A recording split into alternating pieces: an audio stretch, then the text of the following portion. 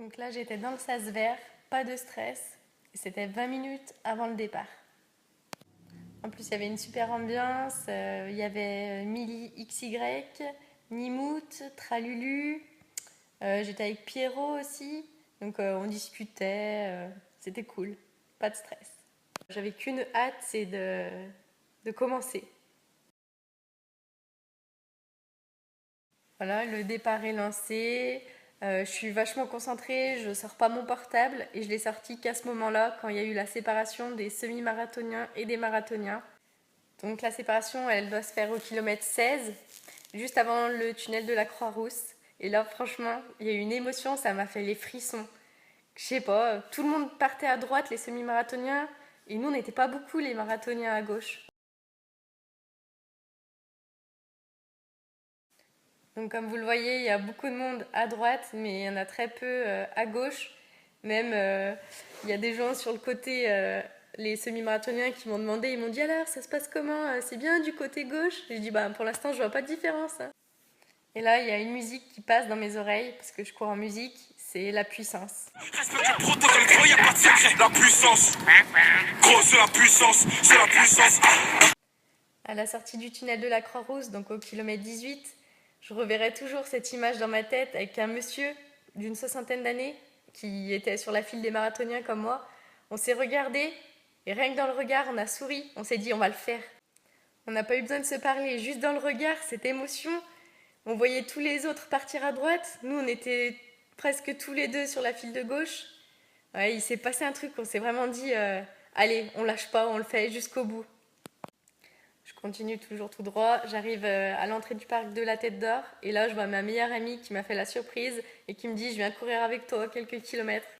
Donc là j'ai absolument pas vu le temps passer, je me rappelle lui avoir dit mais toi t'es comme moi, t'es une lâche rien parce qu'elle était un peu en souffrance, je la motivais, je lui disais allez lâche pas, m'abandonne pas et je me rappelle lui avoir dit je suis sûre que moi je suis à Koh Lanta, je suis la dernière qui reste sur les poteaux, c'est obligé, j'ai trop le mental, quoi. Je sais pas pourquoi je lui ai dit ça, mais ça m'a marqué.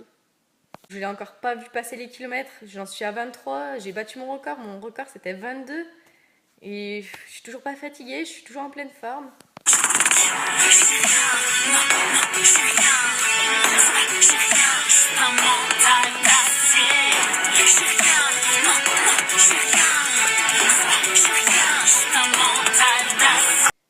Donc je continue d'avancer, je me demande à quel moment je vais me prendre le mur des 30 km. Au 28e, je vois ma cousine, elle court avec moi 2 km et je me prends pas le mur. Allez Angers, surprise. Allez, donne tout. Il y a Alix et Camille qui sont venus me soutenir, donc surprise encore. C'était riche en rebondissements. J'ai eu des surprises tout le long, c'était trop cool. Encore merci les filles.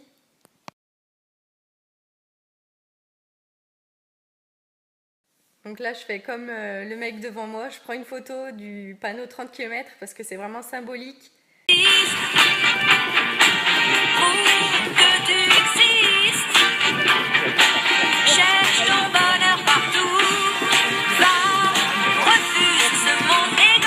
Cette musique résiste. Je suis encore en pleine forme, j'ai pas vu les kilomètres passer. Je me dis, il m'en reste que 10, j'ai rien vu passer, c'est pas possible. Et pourtant, là, ça va se compliquer. Et là, il y a Pierre et Suzanne qui viennent de finir leur semi-marathon, qui viennent me rejoindre avec leur médaille. Et ils ont fini le parcours avec moi. Alors par contre, eux, je leur ai pas du tout parlé, j'étais vraiment concentrée parce que je sentais que ça devenait du... Qui fait le marathon? C'est elle. Oui, elle et moi, on la rejoint. J'avais le sourire, mais j'avais plus la force de parler, ou je voulais vraiment me concentrer parce que je sentais que là, les jambes devenaient lourdes à partir du 34e. J'ai commencé de compter les kilomètres. Là, on a confiance. Je suis en train d'écrire un texto, je me rappelle très bien, à mon chéri, je lui ai envoyé 37e, dur. Et il m'a répondu un message trop gentil, il m'a dit « Allez, t'es une winner, je sais plus, une warrior, t'as fait le plus dur, continue » et ça m'a boosté. Ça y est, c'est déjà l'arrivée. Franchement, j'ai rien vu passer. Même si j'ai un peu serré les dents au 36, 37e kilomètre, franchement, génial. J'aurais pas pu rêver mieux comme marathon, c'est une première expérience géniale. Cette musique là, sapée comme jamais de Maître Gims, je crois que c'est lui. Hein. J'aime pas spécialement cette musique, mais je me rappelle trop l'ambiance qu'il y avait. Je criais à côté avec le public, je faisais un peu le show, alors que je venais faire 42 km. D'ailleurs, ça m'a fait rater toutes mes photos finisher. Je me suis pas concentrée sur la photo, mais bon, c'est pas grave, j'ai les souvenirs là-dedans, c'est le principal. Et voilà, après 4h40, donc je l'ai fait doucement mais sûrement. De toute façon, j'avais pas d'objectif temps pour un premier, c'était de le finir, de pas marcher, de vraiment en garder un bon souvenir. Donc c'est objectif rempli.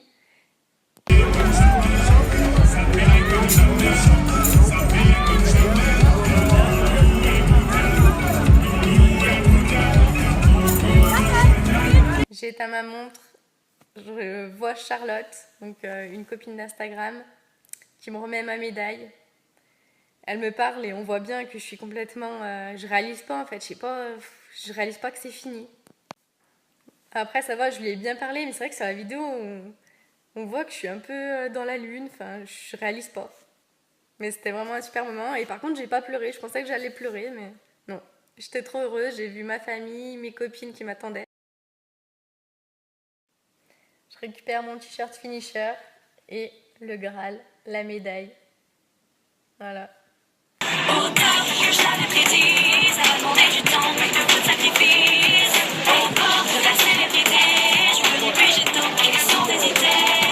Encore une danse mélodique, qui fait trembler le sang. C'était vraiment une belle expérience. Merci à tous ceux qui sont venus me soutenir, qui ont couru des petits kilomètres avec moi. C'est trop bien.